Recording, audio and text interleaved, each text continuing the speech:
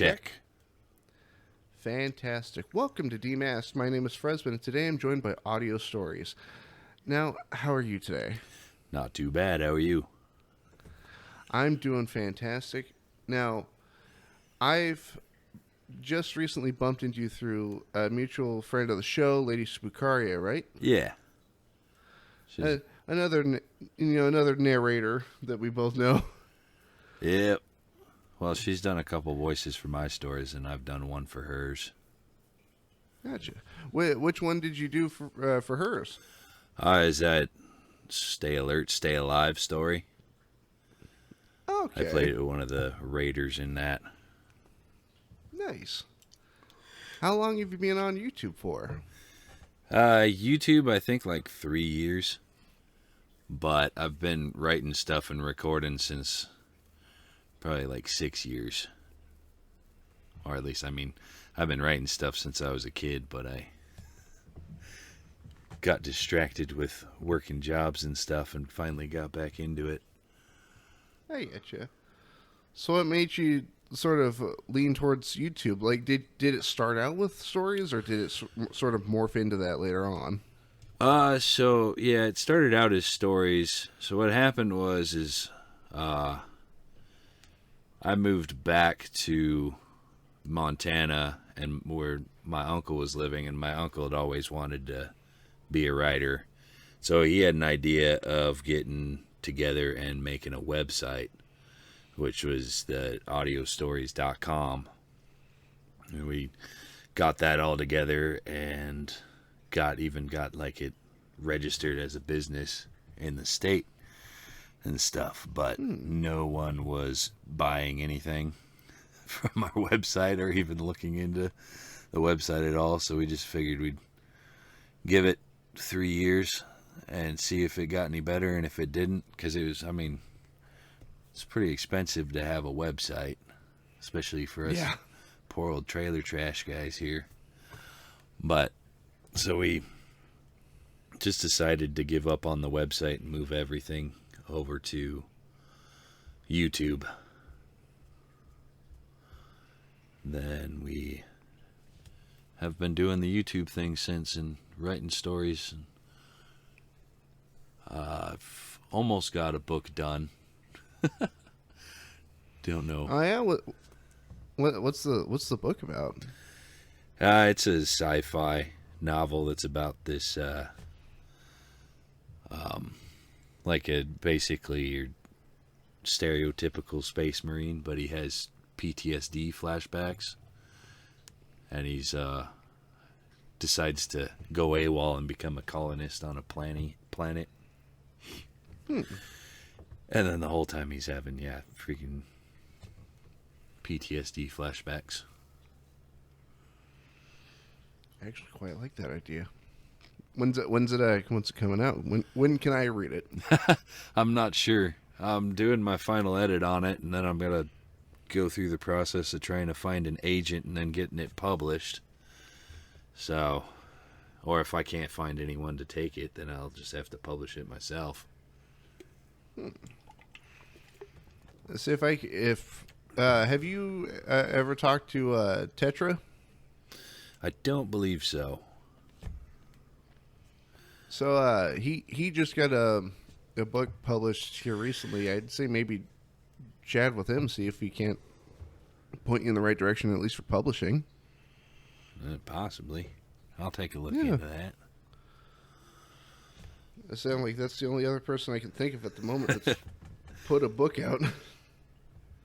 Yeah, I'm sure if I insert myself into everybody else's business like I have been doing, I'll find someone eventually. That's if you become big enough of a problem, it starts to become a solution. You know? Uh-huh. Well, that's what I have to do for interviews. you there. Uh-huh. Oh man. We got a story coming up with a whole bunch of I wanted to try to get people not from like the narration YouTube side.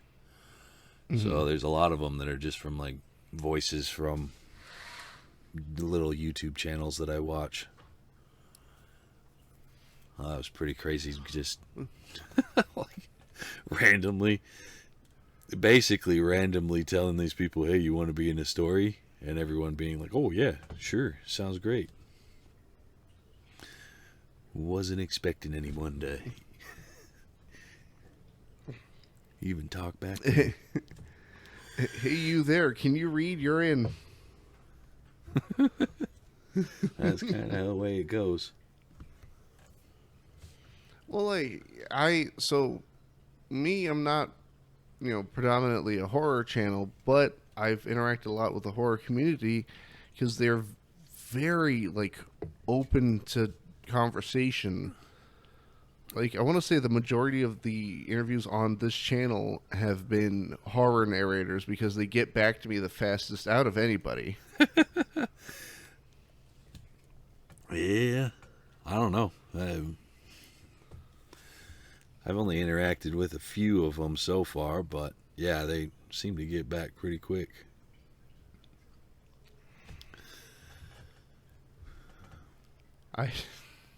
You want to hear something horrible? What? So I won't give names. I won't give the name of the person, but it's a very popular YouTube personality. I emailed them for an interview, and they got back to me not only with a no, but they went, "Hey, I just published an autobiography. So any questions you have, you can just read my book." What? I'm like, oh. That would almost be Yeah. a funny video, though, if you get the autobiography and just make a fake interview back and Just sit there with reading yourself. Or just start asking questions that aren't in the book. Crickets. What's your favorite food? And then just flip there I'm not seeing anything in here. It's all childhood stories and trauma. I'm not seeing Jack in here. God, I can't stand autobiographies and stuff. I've joined a couple of we tried to join a writers group around here.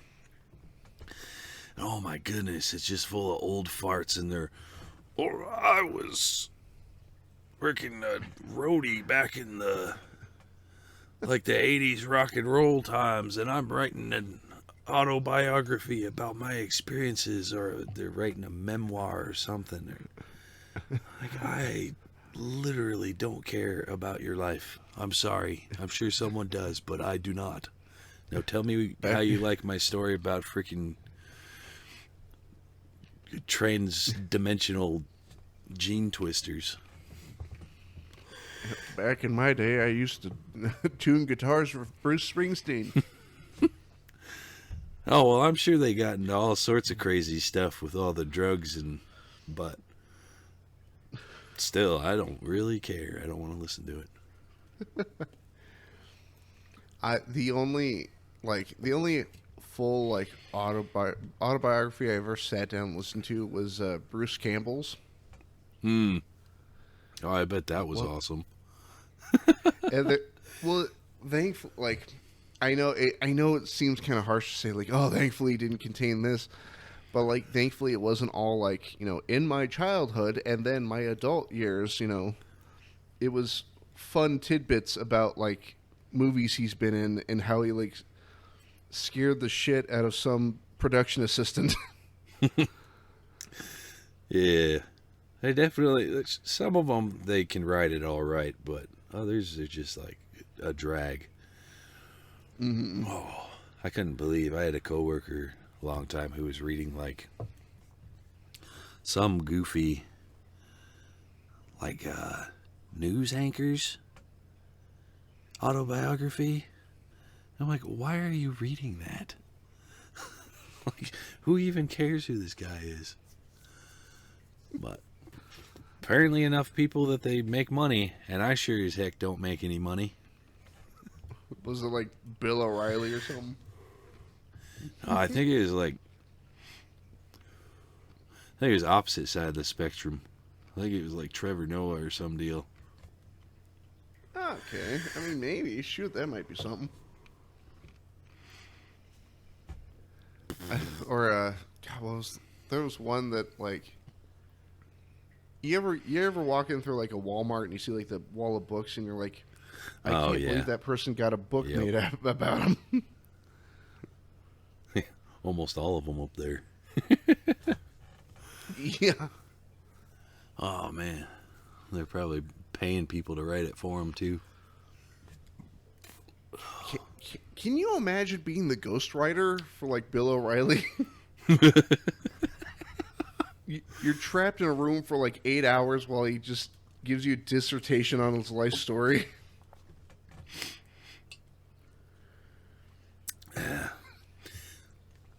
I guess maybe it's just I don't like the worship of these people, any of them, that some people tend to have.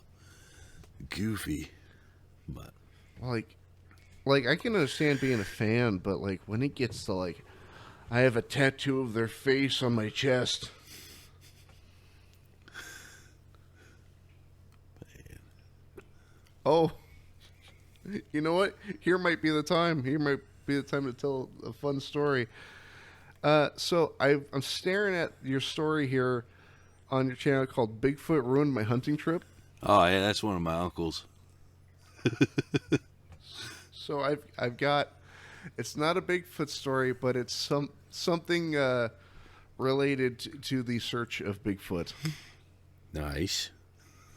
So I'm from Oregon originally, which has a big Bigfoot hunting community. There's a lot of like, you'll see the posters, the stickers, statues. He's fucking everywhere. Mm-hmm. Kind of like Mothman and down in, what's that place? Okay. But anyways, I digress. But we found me and my partner found this this museum. It's a Bigfoot museum out in Boring, Oregon, which is a real place. Boring. Mm-hmm. Yeah, I've heard of Boring. And we walk in, and say what we will about belief in cryptids and all this, and I believe there is some part of it that can ring true, but when I'm staring at what is clearly a man in a gorilla suit running at the camera, and it's like I see a sign labeled "real evidence" over the top of it, I don't know if I can here, at least in this museum. Oh my goodness. I don't know. My uncle says he found a Bigfoot nest once. Oh, there you go. Did he take a picture? No. Damn. Yeah, he didn't have a camera. He didn't have anything. Or what was that one show where it's like the hill folk, like Bigfoot hypnotized me and stole my clothes? Oh yeah. Oh, that show was so good. God, what is that called? It's not finding Bigfoot, but it's like hunting Sasquatch or something. I remember there's some episode of that where that guy comes like out of the woods naked and falls in a ditch or something. Like, what are you doing? He's like, hey, you must have been hypnotized by Bigfoot. Oh man. So we're in this Bigfoot museum, and we walk out into the lobby, and we're staring at the guy who's running the shop, and we're like, that guy looks really familiar.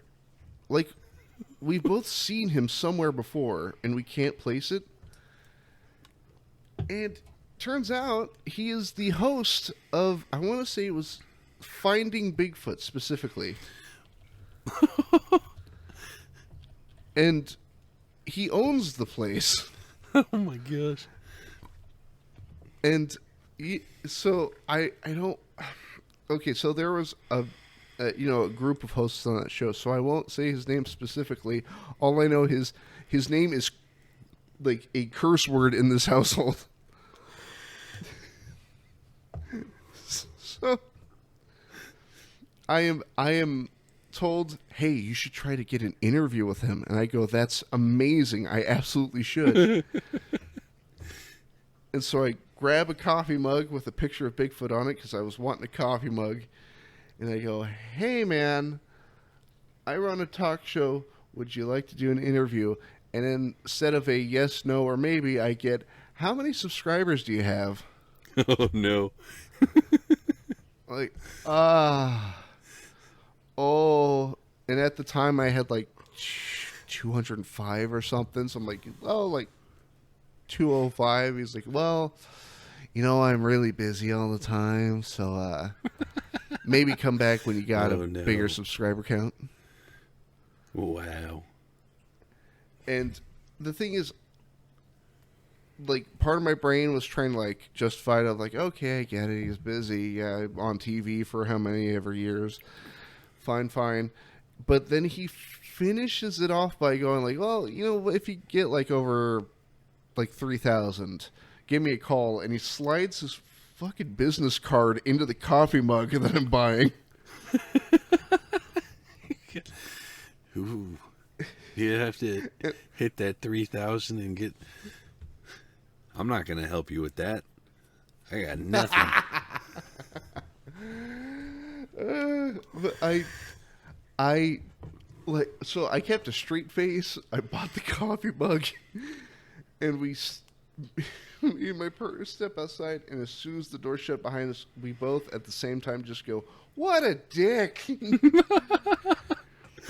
Like, wow, I can't believe that guy.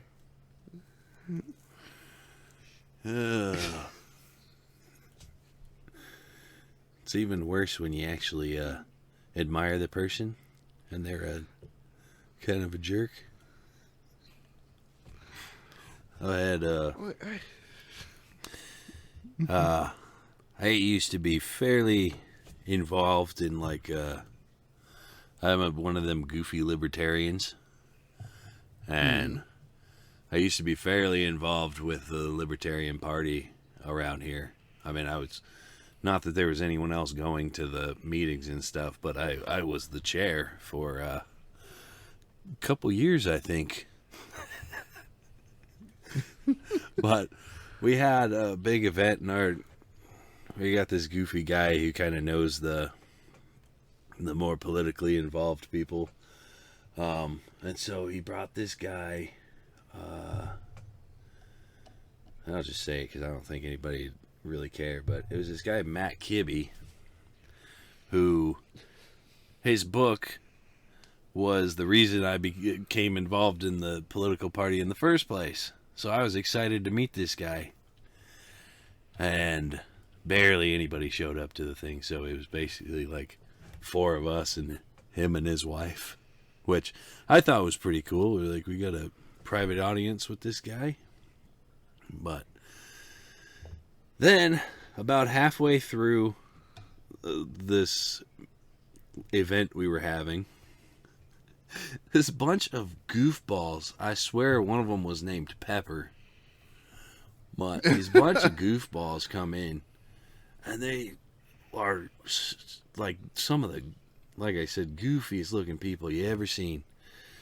And they come in and start bragging. Like, suddenly it's their event. They don't know who the heck this Kibby guy is.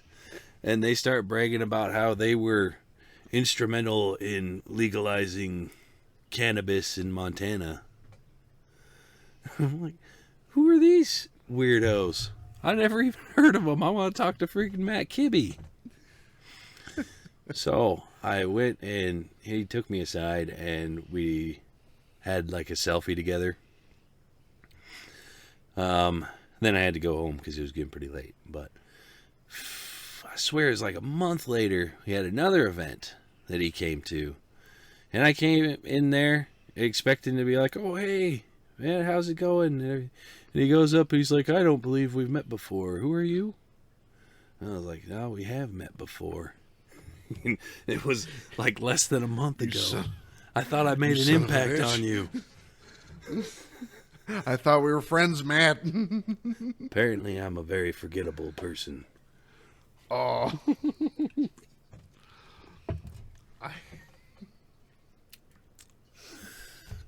So, out, outside of political leaning, I do have a story in which I embarrassed myself in front of one of my I hesitate to say childhood heroes, but okay. It was a member of Jackass. Nice. Nice. And so if I recall, two of the members are from Oregon. Dave England and oh my god, Aaron. I can't even remember who's who, but Dave England's the one who shits his pants a lot. Gotcha.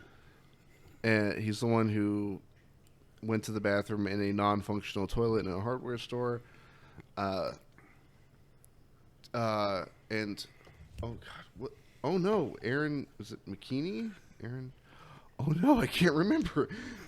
I had it all set up in my head. Childhood hero no more. Right? Well, no, he wasn't. Oh no, Aaron McGahee. There we go. If you ever saw the third movie, he's the guy who gets his tooth pulled out by a Lamborghini. I haven't. So Jackass is a like I never got the chance to watch the MTV like the TV series. I solely grew up on the movies, the uncensored, unfiltered movies. Right. Yep. I've seen a little bit of the TV show, but not much.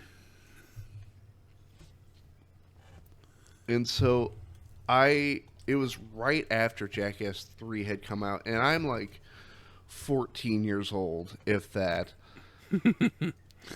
And so it wasn't at a convention at all places. Oh my god, it was 14 years ago. I was 14. No. I'm wilting away behind my... Marches on. I feel myself fading away into dust. But so the Portland Trailblazers is the local basketball team. Just for those of you at home who don't know, a very popular basketball team. But me and my buddy got to go. We got to go all by ourselves. First time we'd ever gotten to go to a sporting event. And once in a while, they'll do like on the Megatron or God, what's it called? The giant TV, Jumbotron. There you go. Jumbotron. Yep. They'll do like we got a celebrity in the house tonight, and they're showing off people in the crowd from bands I do not know. Here's the here's the drummer from Flyleaf. I'm like, I don't know who that is. And like a couple rows in front of the focus of the camera is Aaron McGahee just hanging out. And me and my buddy had just seen the movie like a week prior, and we go, was that Aaron? Was that fucking Aaron? Wait, what section is he in? And we're looking out over the crowd, and we're like, okay, so there's a guy wearing a purple shirt that was on the Jumbotron. Okay, there's a purple shirt. There he is. Okay. And we decide, like, you know what? As soon as this game lets up, we're going to get out of our seats, calmly walk to the exit, and sprint to the other side. And so, like, the buzzer ends, everybody's celebrating, and we're like, go, go, go! And we're, like, shoving people out of the way, and we sprint down the stairs, and we're like, I think he's, like, by gate B7, and we run up there, and we're standing there, and I feel like such a doofus. And I didn't want to be that, like, fan of, like, oh my god, I'm such a big fan, oh my god. And so I'm like, I'm gonna play it cool, and I'm gonna say something cool to him as I shake his hand. And I could only think of one thing, and I go, hey man, I'm a big fan, and I shake his hand, and I go, sorry about the tooth. Oh no. Yeah. And it didn't occur to me until after he had like left, and me and my buddy were like, "Oh my god, that was so cool!" Got to shake his hand. But it only occurred to both of us like we should have asked him for an autograph. Like I didn't have a pen or nothing. Son of.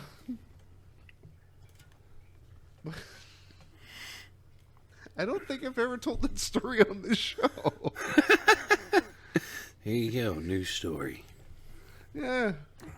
It's a new era for Demasked. There you go.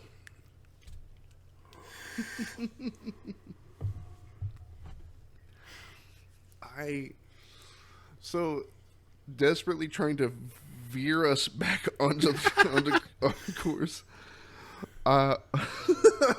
Hey, this is bad. You should see my writing. Dude, same here. Like, I haven't put anything out there because I keep going back to it. I'm like, jeez, I gotta redo it. But sorry. So mainly your stories are science fiction and horror based. Do you feel yourself moving into like a broader spectrum of stories, or staying more to like sort of the darker side of storytelling? It's probably just gonna be whatever the heck we feel like writing. But yeah, we mostly just do the sci-fi horror because that's what we both grew up on. I mean, when I was growing up, his books were at my grandparents', and I would always take those books during the summer and read. So I was reading Stephen King and was the Welcome to the Monkey House. Who wrote that? Shoot. But anyways, then I mean, when I started writing, my first thing that I wrote when I was like a teenager, I started trying to write this book about a bunch of like cannibals down in this underground cavern that's their prison, and this guy gets out, and he doesn't eat people. Like he was told you don't ever, by his mom, he's like, you don't ever eat people and stuff, but in his brain he like confuddles it into, it's not as bad if I just drink people's blood than it is if I eat them. And so this guy goes around murdering people and drinking their blood. And here's the worst part about it, is the whole story was an allegory for masturbation.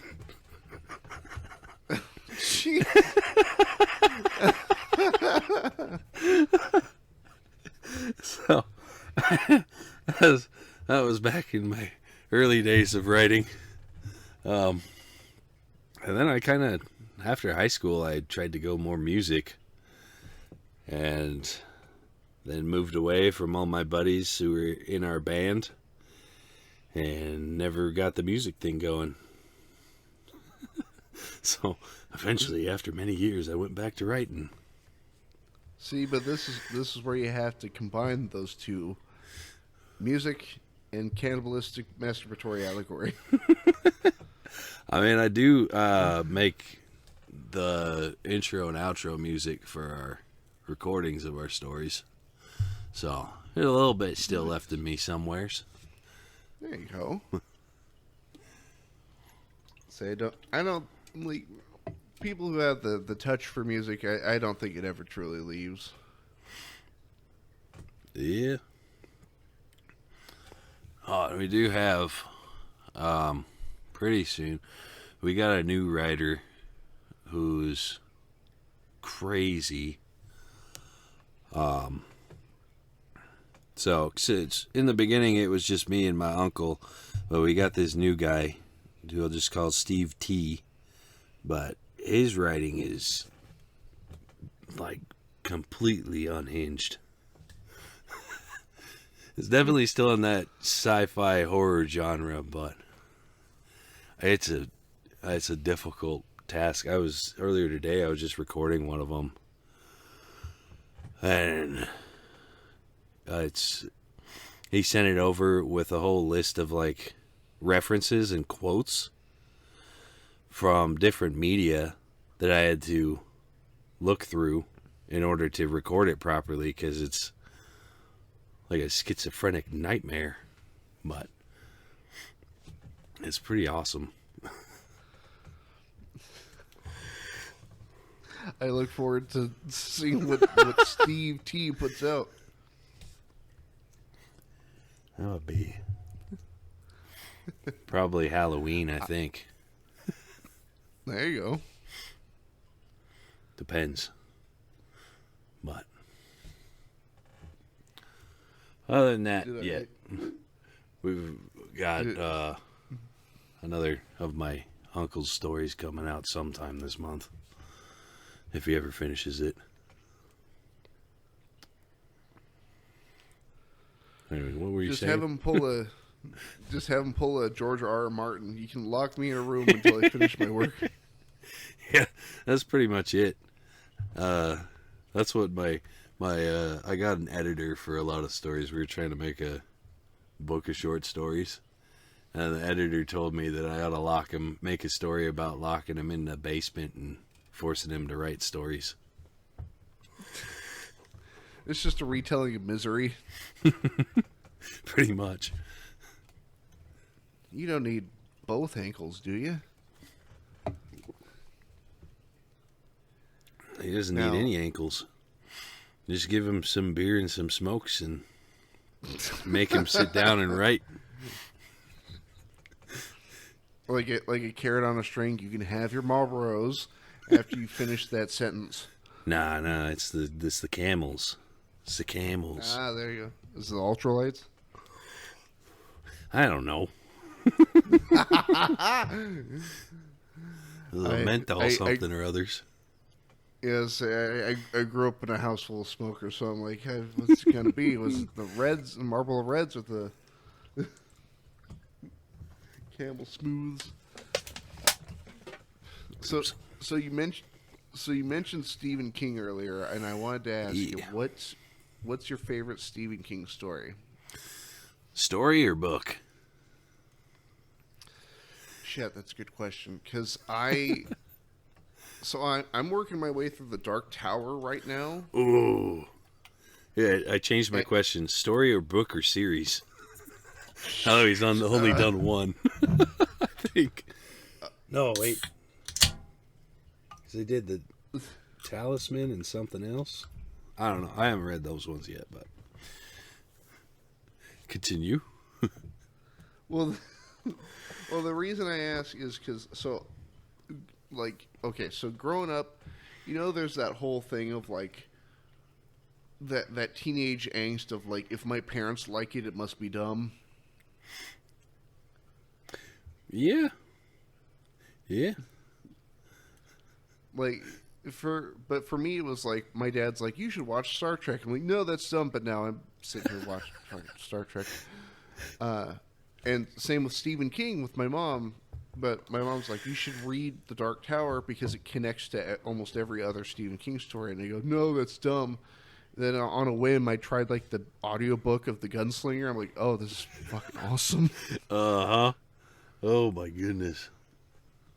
That's one of my favorite series of all time is The Dark Tower.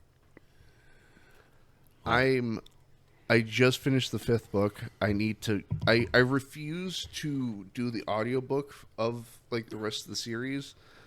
I need to hold it in my hand. Yes. That's the way to do it. That's what I can't believe how many people will just listen to their books. I'm like, oh, I want to freaking hold it. I want to get intimate with these stories. You can only do that through your eyes and your hands. There's only one book out there that I would argue is better as an audiobook, solely because it is read by the author, and he puts his soul into that thing. Yeah. Well, there's a freaking... That, Harlan Ellison... That's exactly who I'm talking about! Oh, man. Oh, yeah. Yeah. That one made the story, like, it was made for that recording, that audio recording. So the book. So I'm willing to bet dollars to donuts. You're talking about the short story. I have no mouth and I must scream. Well, I have listened to that one too. What's the frick? So was I? But yeah, I love that one. That one's freaking awesome. Well, it's part of that collection. Was it Voices from the Edge, Volume 4, where it's Paladin of the Watch, A Boy and His Dog, The Holy Grail. A Boy and His Dog is awesome. Dude, his reading of it is so fucked up. It's so dark, and I love it. Oh, man. I'm so glad.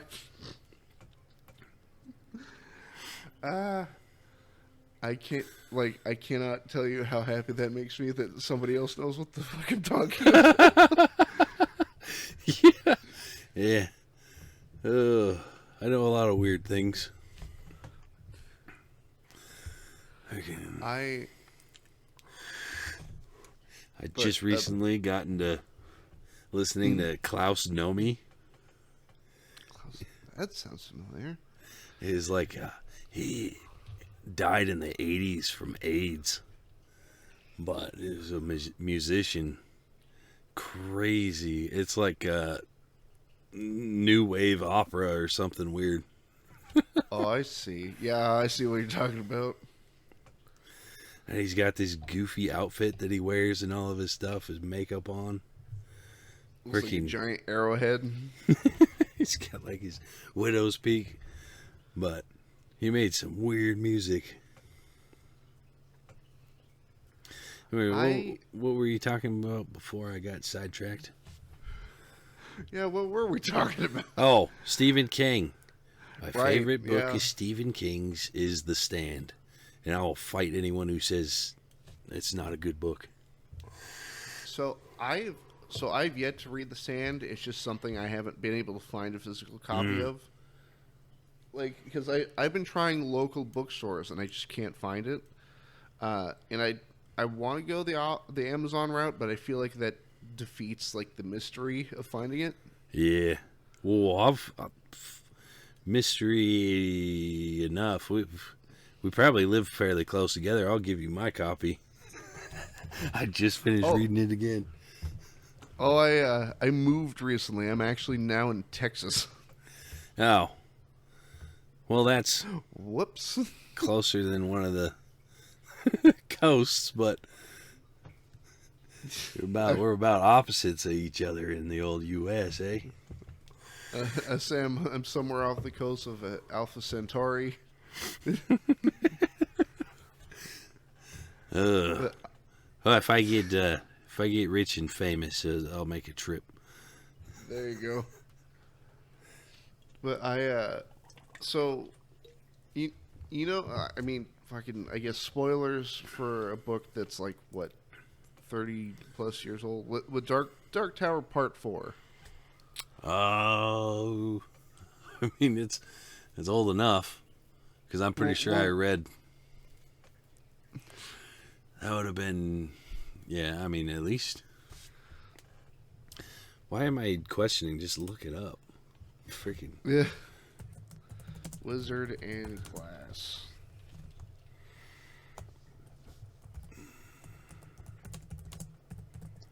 Oh, my scroll wheel has betrayed me. There you go. I know somewhere. 97. 97. All right. So that's a little over. What, 26 years? 20. Oops. 27 years? What year are we in? I'm older than this book. Same here, bud. Same here. I'm dreading freaking November when I finally turn 30. Like, what have I been doing with my life? You gotta work faster, pal. You wasted so much time. Dude, I had a customer at my work like insult my age, but not in a way that I'd ever anticipate. I picked up the phone and I said, "Hi, how can I help you?" And all I heard was, "You don't sound like you were born in the Reagan era." And I had to stop myself from like, what does that mean? What is that? Oof.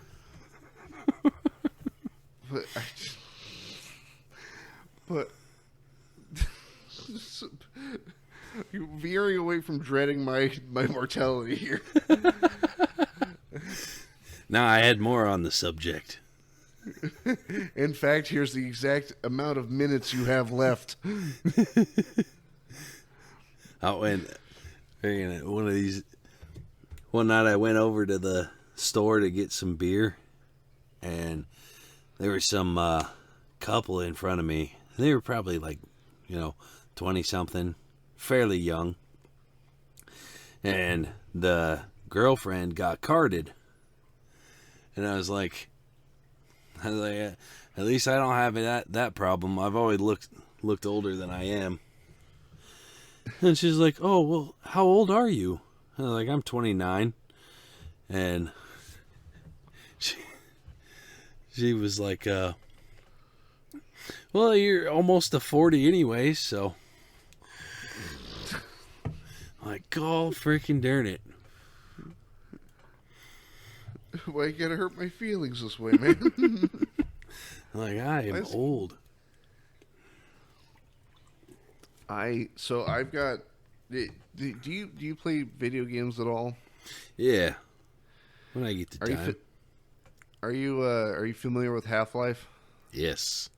So I have a Half-Life tattoo on my forearm. Yeah, I saw that. Right, there is a video of me out there. I forgot I made an update. But at my work, most of my coworkers are college kids. Oh no. And so instead of being like, "Hey, cool tattoo," I get to hear, "Hey, what's your tattoo mean?" Man. And the first time my coworker brought that up, I just very quietly went, "Please don't hurt me like this. Not like this." God darn it, Valve. If they just put out the freaking Half-Life 3, we wouldn't have to deal with this problem. Yeah. And none of this stupid VR toying around with what's her face? I want freaking Gordon Freeman. I had a customer unintentionally hurt my feelings more by asking a question, and I hadn't considered it. It was this guy who had, I'm selling him something that you can only buy at 18, right? And so I card him, and he goes, "Hey, nice Half-Life tattoo." And I go, "Thank you." He goes, "Yeah, I love it." I go, "Yeah." I'm like, personally, I really like Half-Life 2 and the following episodes. He goes, "There's more than one?" Oh no. And I just wilt behind my counter. Oh no. Oh man. Some of my writing's inspired by Half-Life. The freaking crazy aliens and stuff. That's a freaking good game. Right? Games. Whatever. But I just, I live in a college town, so most of my customer base is people in their very early 20s or 18, and it's every time I get a question about my tattoo, one guy goes, "Hey, is that the Borderlands vault symbol?" and I just looked at him and went, "You're so close." We do not invoke the name of Randall Pitchford in this house. Oh man. So So veering way back, way back to the stand, to the book Oh, yeah. I haven't had the chance to read. I got to the end where they bump into Flag Mm-hmm. with the glass. Was it 12? I think it was the rose It's been colored. so long since I read those. I have a Well, photographic memory, so it's all stuck with me. jeez. I got a real good memory, but not enough. And I was sitting there, and they described that he's wearing a jean jacket and all this, and I'm like, oh, that's straight up Flag from the Stand. And I texted my mom, who's an encyclopedia on Stephen King books, and I go, hey, in the Stand, was there like a glass orb roughly the size of a grapefruit? Because that's how they described it in Wizard and Glass. And she goes, yes, there was. I'm like, oh my god. the pieces are coming together. I can't. Dude, I love solving mysteries, man. It's freaking pretty awesome mystery to solve too. Oh man. And I like after Stephen King had his little accident and everything, his writing kind of took a little dive, but he finished off that Dark Tower series pretty satisfactorily in my mind. Well, wasn't he on like harsh painkillers there for a bit? I think so. He got shattered. He was going for like a morning walk and got nailed by a car. Yeah. So it was difficult even to get back into writing. Yeah. Wasn't there... I could have sworn there is a book that is not an allegory for the accident, but sort of like the story is him like working through the accident. Is it? It wouldn't be Misery, would it? I don't think so. I think he wrote Misery before that happened. But I'm sure it's Stephen King. Most of his main characters are just him in different forms. Yeah.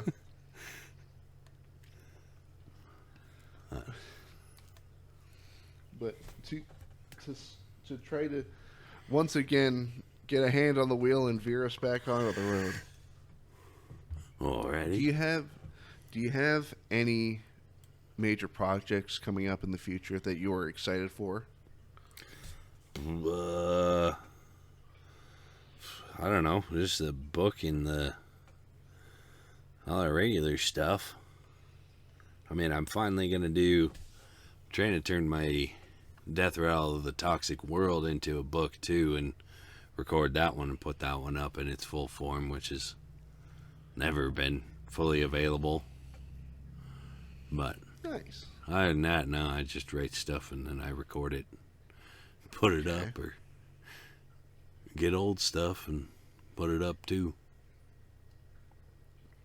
Nice. Well, I mean, it's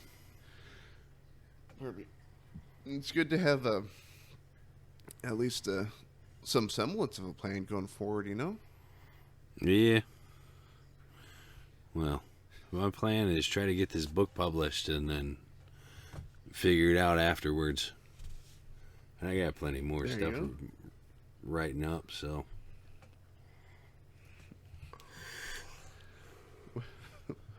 Well, audio stories as I speak now, we've just now crest 50 minutes.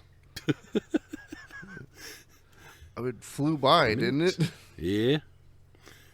I mean, we can keep going if you want. I didn't even go to my little fallback subject yet. What was your fallback subject? To ghosts. Ghosts. Ghosts. What you think about ghosts, buddy? Now, it's funny you mention that, because at this last Friday the 13th, I got a second tattoo. And it's a little sheet, like, ghost with, like, the two little eye holes. Neat. Well, it's whenever I hear a ghost story, whether it be through narrations or even through like watching a show like Ghost Adventures or Ghost Hunters, I never imagine like a full bodied apparition, like a dude standing there. I always imagine the sheet ghost. That's probably a pretty good, pretty apt description of what they do on those shows. Bunch of flipping hacks. It's just the image of like we get the feeling that there's a presence just down that hallway, and I'm waiting for like ooh. A little guy in a sheet running down. The door slams. Oh, what was that? Dude, run! How do you feel about ghosts? Oh, I think that a lot of the stuff out there is like either hyperbole, it's exaggerated, or they're faking it. And there's way too many ways to fake stuff anymore.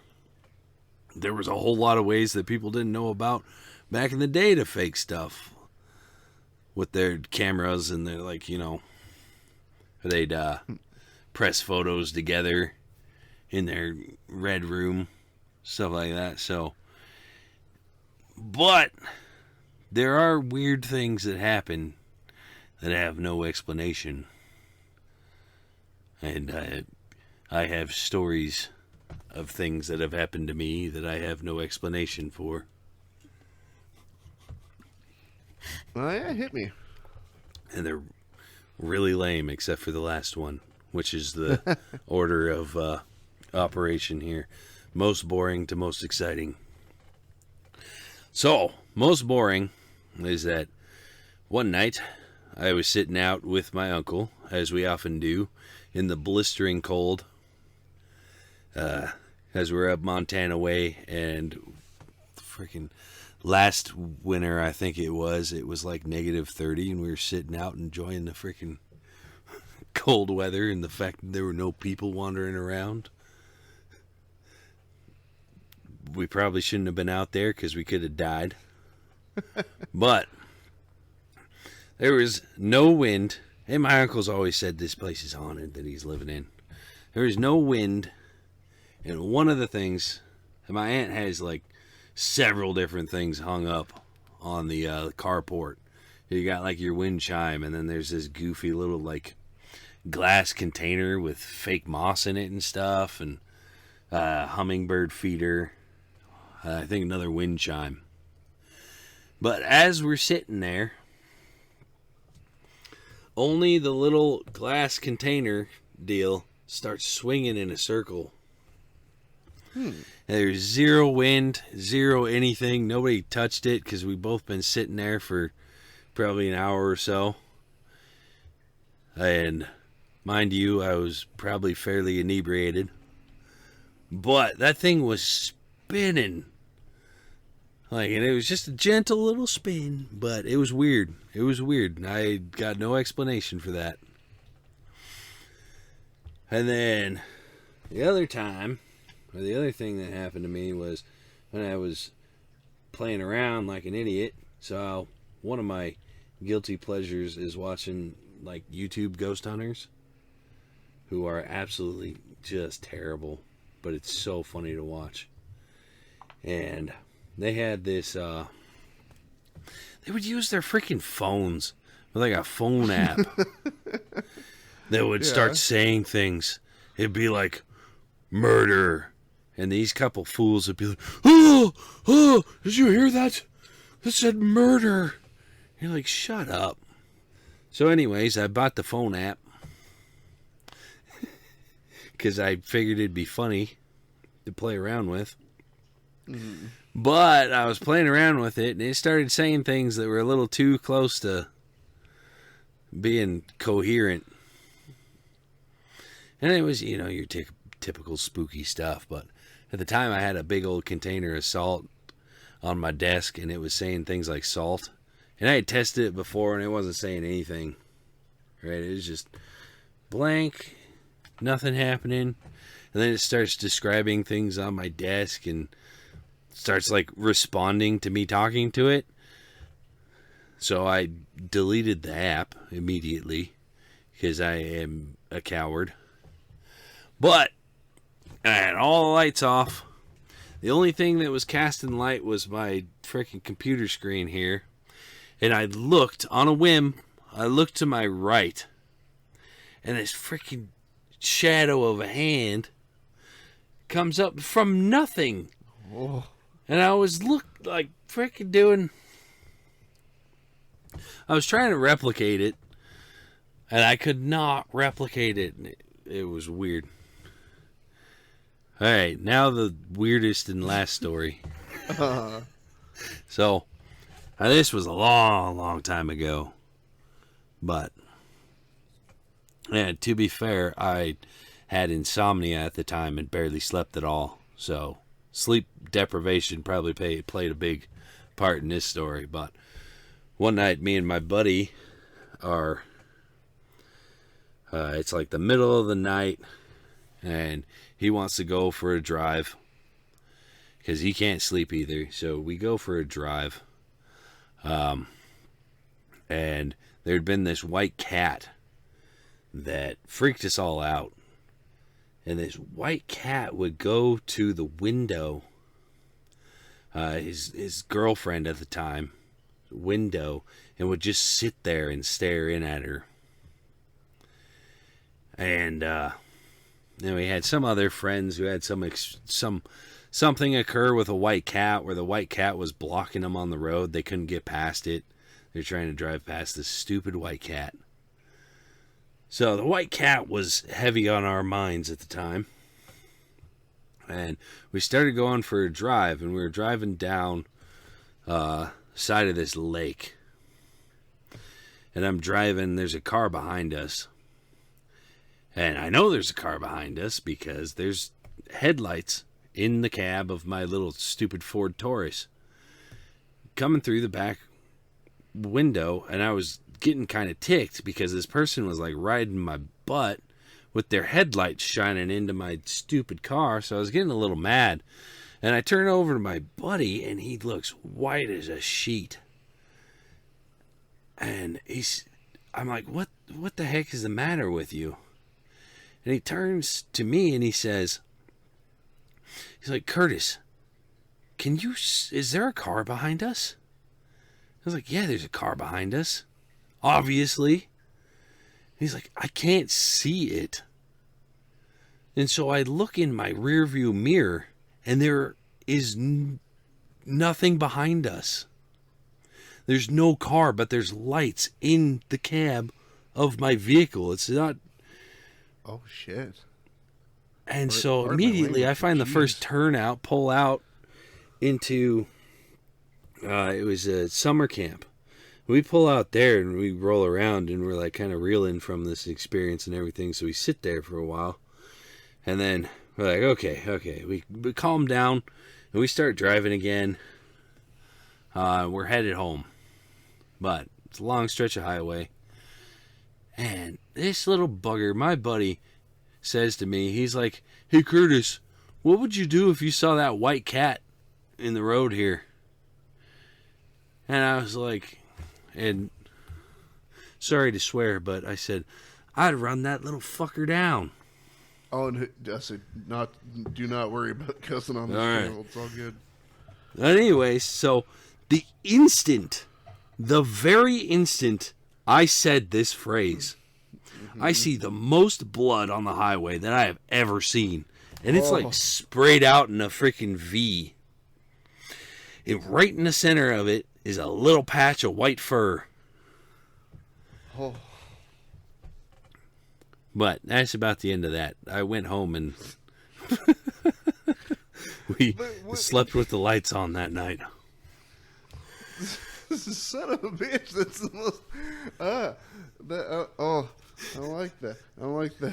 Yeah, imagine that in your little white sheet. So I have... So to close this out, I have I have one story that is an actual unexplained thing, and I don't. Part of me doesn't think ghost. I think more of a science fiction lean, but I can't figure out how.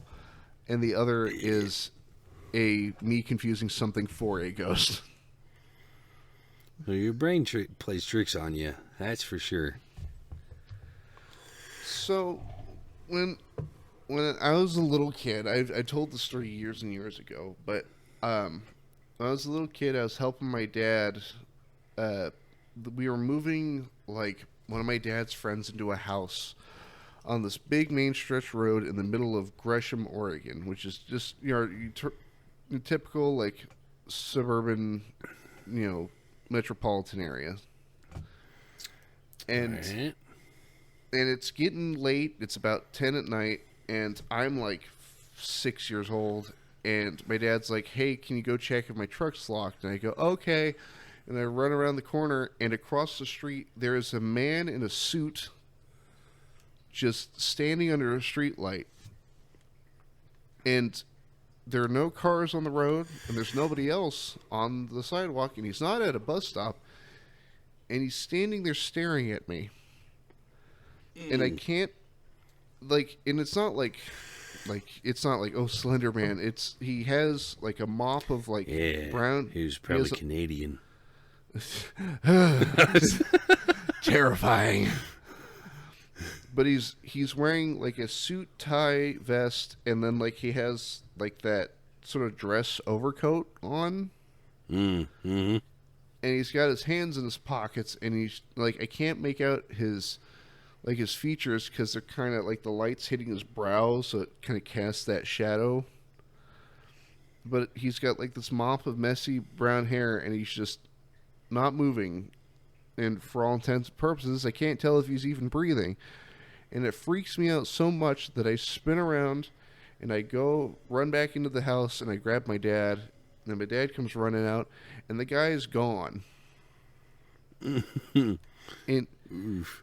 the thing is, I could understand how maybe he walked away or crossed the street or got into a car. No, there were no cars, and the sidewalk he's standing on like behind him is a row of hedges.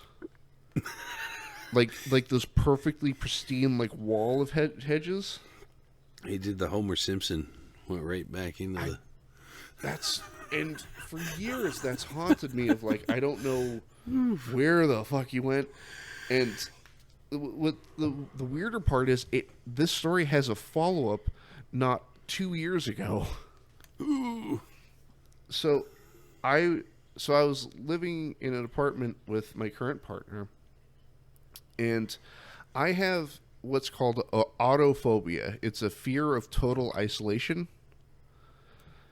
And the measurement for it that I can give is that, like, right now my cats are in the room here with me, and I'm in the living room of my apartment right now, and my partner's in the next room. So I'm not afraid because I know that my partner's in that next room. But if I am home alone, like they're gone for the night and it's just me, then I am checking the windows. Yep. And so I'm back in Oregon, home alone, but the thing is, it's the middle of the day, which doesn't stop me from being paranoid, but still. And they're at work, and I'm sitting there at my desk, and I can hear the downstairs neighbor right below us talking to somebody. And I hear them mention, like, something, yeah, they've lived up there for a little while, and it's one of those apartments where it's 4 apartments, but it's 2 on the bottom, 2 on the top. Mm-hmm. And like, smaller buildings.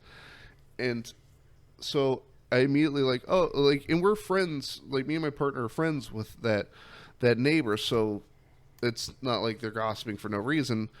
And I'm like, oh, okay, I wonder, who she's talking to. And I go and look out our like little peephole, and the way the people's positioned, you can see down, like kind of toward where the parking spots are, and there's somebody standing there wearing a hat, like a dress hat, Yeah. like a fedora but nicer.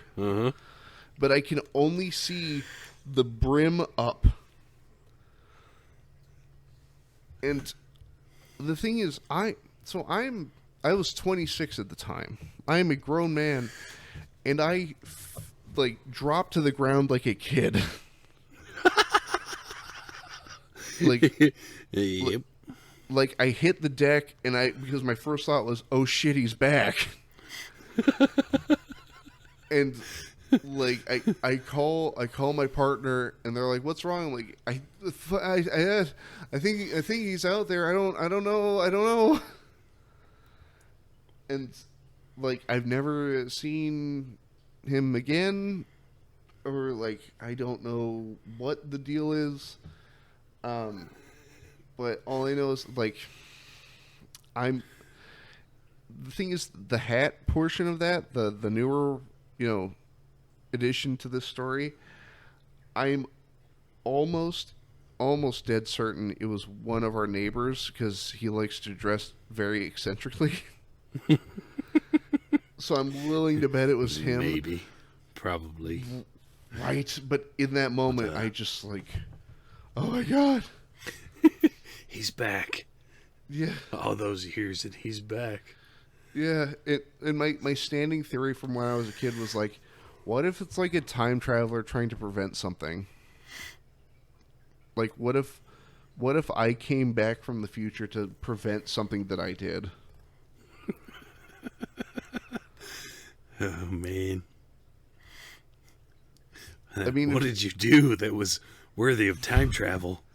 Right, but but my thought is, which gives me some sort of vague comfort, is if I scared myself so bad that it prevented whatever that was going to be, then I don't have to go back in time and wear a nice suit and scare the crap out of 6-year-old me.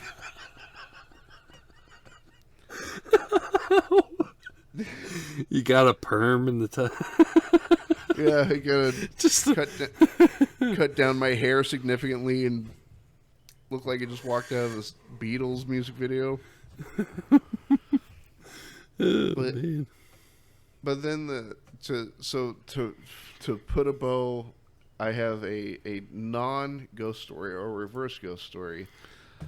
All right. So as it currently stands, I wear glasses, and I'm nearsighted, and I don't have good night vision at all. Like if I'm outside in the middle of night vision too. yeah. But Well, like, no, I get night blindness. That's a little different, ain't it? I think mine's there, but I'm not willing to admit it to myself. but when me and my partner first moved to Texas, we were staying on a piece of land out in the middle of nowhere, and the people that own the land have a big white horse.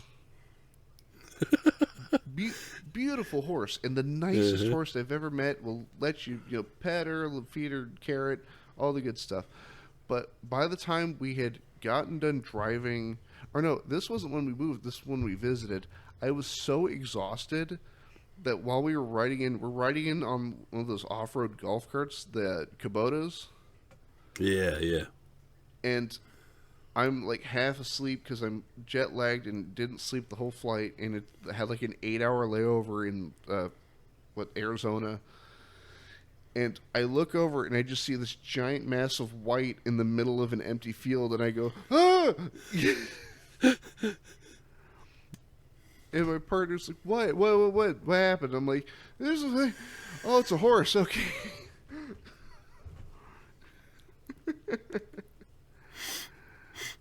I've never been more ashamed of myself.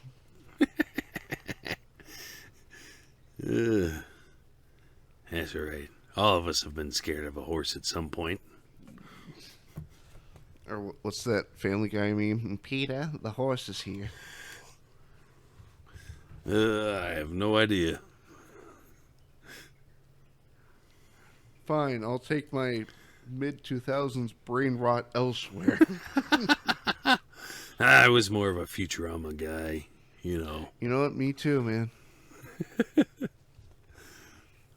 I've watched that whole series about 4 times over. I think I've got you by about 6 times. Yeah, I used to watch that crap out of that. I think the only thing I've put on repeat, like ad nauseum, I want to say 10 plus times, would be the first Avengers movie. What? I don't even think I've seen the first Avengers movie. Well, like, you gotta see it from my point of view. I grew up with comic books. I'm a big superhero nerd. Oh, right. And for something like that, to like this big coming together of all these different characters, like it. I'm 16, and I'm like, oh, this is the coolest thing ever, and I get it on DVD for like Christmas, and I'm like, I'm gonna back to back watch it. No, I think we had. My brother and I, all we did was we'd put on like whatever season of King of the Hill or The Simpsons that he had when we went to sleep. Hey man, King of the Hill's a good pick. Yep. But with that, we're closing in on an hour 15. All right. And with that, I'm getting tired. I've been up since about 9 this morning. I hear you. No, I'll keep on jabbering and jabbering and jabbering. You got to stop me at some point. But I mean, I'm quiet a lot of the time, but when you get me going. But Curtis, this has been absolutely phenomenal having you on. Yeah. And I do have one last question to close out this whole interview. It's a very simple one, and I ask every guest. If asked, Am would I you gay? be open? No. Well, answer. No. Sorry. No. It's all good. No. I'll turn it. I was just gonna ask if asked, would you be open to coming back as a return guest? Yeah, sure. That's fantastic. Maybe I can get my uncle on too. He's got go. plenty of goofy stories. So. You gotta ask him about that Bigfoot nest. Yeah. Oh man, don't ask him about the Bigfoot nest. Ask him about this crazy guy that they knew back in the day that made fucking like anti-police radar stuff. Oh, yeah, he's got stories. There you go. Freaking crazy guy out living in the woods in a shed. I promise it wasn't freaking the Unabomber. His name is Ted. I mean, we're about that area, so. Saying he's got this thing against mailboxes. I can't figure it out. All right. But with that, before I forget, is there a video on your channel that you're particularly proud of that you would like featured in the after credits of this here video? Oh yeah, art of gene twisting. That's my freaking. It's nice and well. I mean, it's 45 minutes long, but it's relatively short for one of my stories, and it's freaking bonkers. I don't know where it came from, but fun for the whole family. No, probably those with children are excused. Yep. Or weak stomachs. Parental discretion advised. But with that, this has been Demasked, and all of the what's where I'm looking for, all the links to that specific video, your channel, all that good stuff will be in the description of this here video. And with that, absolutely. But with that, this has been Demasked. My name is Frezzman, and I will see absolutely all of you next time.